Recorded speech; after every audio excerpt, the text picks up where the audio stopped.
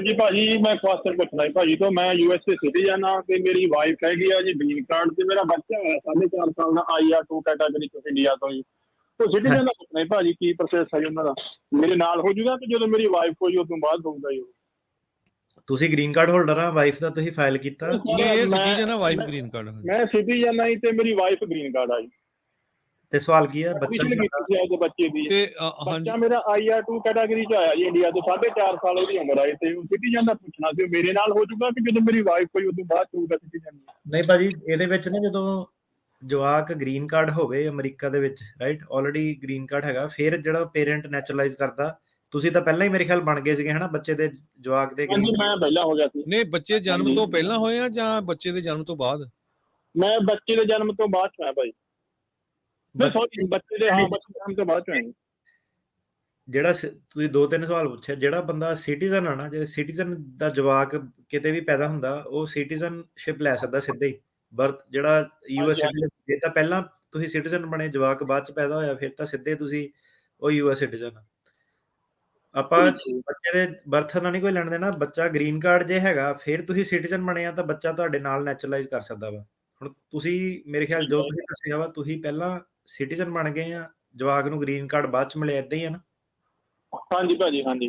ਹੁਣ ਜਦੋਂ ਘਰ ਵਾਲੀ ਤੁਹਾਡੀ ਸਿਟੀਜ਼ਨ ਬਣੂਗੀ ਨਾ, ਉਦੋਂ ਫਿਰ ਜਵਾਕ ਉਹਦੇ ਨਾਲ ਨੈਚੁਰਲਾਈਜ਼ ਹੋ ਜਾਊਗਾ। ਠੀਕ ਹੈ ਭਾਜੀ, ਥੈਂਕ ਯੂ। ਧੰਨਵਾਦ ਜੀ। ਰਾਜਾ ਜੀ। ਹਾਂਜੀ, ਸਤਿ ਸ੍ਰੀ ਅਕਾਲ। ਹਾਂਜੀ ਭਾਜੀ, ਮੈਂ ਕੁਐਸਚਨ ਪੁੱਛਣਾ ਸੀ ਭਾਜੀ ਤੋਂ। ਮੈਂ USA ਸਿਟੀਜ਼ਨ ਆ ਤੇ ਮੇਰੀ ਵਾਈਫ ਹੈਗੀ ਆ ਜੀ ਗ੍ਰੀਨ ਕਾਰਡ ਤੇ ਮੇਰਾ ਬੱਚਾ ਹੋਇਆ 4.5 ਸਾਲ ਦਾ IR2 ਕੈਟਾਗਰੀ ਤੋਂ ਇੰਡੀਆ ਤੋਂ ਜੀ। ਉਹ ਸਿਟੀਜ਼ਨ ਦਾ ਪੁੱਛਣਾ ਸੀ ਭਾਜੀ, ਕੀ ਪ੍ਰੋਸੈਸ ਹੈ ਉਹਨਾਂ ਦਾ? ਮੇਰੇ ਨਾਲ ਹੋ ਜਾਊਗਾ ਕਿ ਜਦੋਂ ਮੇਰੀ ਵਾਈਫ ਹੋਈ ਉਸ ਤੋਂ ਬਾਅਦ ਹੋਊਗਾ ਜੀ? ਤੁਸੀਂ ਗ੍ਰੀਨ ਕਾਰਡ ਹੋਲਡਰ ਆ, ਵਾਈਫ ਦਾ ਤੁਸੀਂ ਫਾਈਲ ਕੀਤਾ? ਨਹੀਂ, ਇਹ ਸਿਟੀਜ਼ਨ ਆ, ਵਾਈਫ ਗ੍ਰੀਨ ਕਾਰਡ। ਮੈਂ ਸਿਟੀਜ਼ਨ ਆ ਜੀ ਤੇ ਮੇਰੀ ਵਾਈਫ ਗ੍ਰੀਨ ਕਾਰਡ ਆ ਜੀ।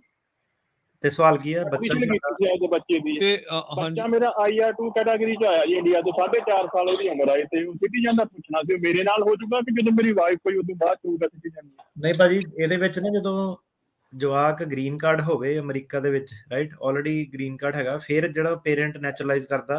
ਤੁਸੀਂ ਤਾਂ ਪਹਿਲਾਂ ਹੀ ਮੇਰੇ ਖਿਆਲ ਬਣ ਗਏ ਸੀਗੇ ਹਨਾ ਬੱਚੇ ਦੇ, ਜਵਾਕ ਦੇ? ਹਾਂਜੀ, ਮੈਂ ਪਹਿਲਾਂ ਹੋ ਗਿਆ ਸੀ। ਨਹੀਂ, ਬੱਚੇ ਜਨਮ ਤੋਂ ਪਹਿਲਾਂ ਹੋਏ ਆ ਜਾਂ ਬੱਚੇ ਦੇ ਜਨਮ ਤੋਂ ਬਾਅਦ? ਮੈਂ ਬੱਚੇ ਦੇ ਜਨਮ ਤੋਂ ਬਾਅਦ ਚ ਆਇਆ ਭਾਈ।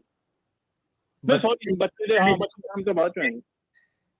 ਜਿਹੜਾ ਤੁਸੀਂ 2-3 ਸਵਾਲ ਪੁੱਛਿਆ, ਜਿਹੜਾ ਬੰਦਾ ਸਿਟੀਜ਼ਨ ਆ ਨਾ, ਜੇ ਸਿਟੀਜ਼ਨ ਦਾ ਜਵਾਕ ਕਿਤੇ ਵੀ ਪੈਦਾ ਹੁੰਦਾ, ਉਹ ਸਿਟੀਜ਼ਨਸ਼ਿਪ ਲੈ ਸਕਦਾ ਸਿੱਧਾ ਹੀ।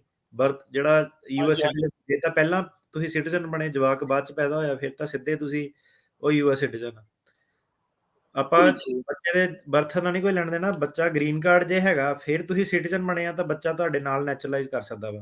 ਹੁਣ ਤੁਸੀਂ ਮੇਰੇ ਖਿਆਲ ਜੋ ਤੁਸੀਂ ਦੱਸਿਆ ਵਾ, ਤੁਸੀਂ ਪਹਿਲਾਂ ਸਿਟੀਜ਼ਨ ਬਣ ਗਏ ਆ, ਜਵਾਕ ਨੂੰ ਗ੍ਰੀਨ ਕਾਰਡ ਬਾਅਦ ਚ ਮਿਲਿਆ, ਏਦਾਂ ਹੀ ਆ ਨਾ? ਹਾਂਜੀ ਭਾਜੀ, ਹਾਂਜੀ। ਹੁਣ ਜਦੋਂ ਘਰ ਵਾਲੀ ਤੁਹਾਡੀ ਸਿਟੀਜ਼ਨ ਬਣੂਗੀ ਨਾ, ਉਦੋਂ ਫਿਰ ਜਵਾਕ ਉਹਦੇ ਨਾਲ ਨੈਚੁਰਲਾਈਜ਼ ਹੋ ਜਾਊਗਾ। ਠੀਕ ਹੈ ਭਾਜੀ, ਥੈਂਕ ਯੂ। ਧੰਨਵਾਦ ਜੀ। ਰਾਜਾ ਜੀ। ਹਾਂਜੀ, ਸਤਿ ਸ੍ਰੀ ਅਕਾਲ।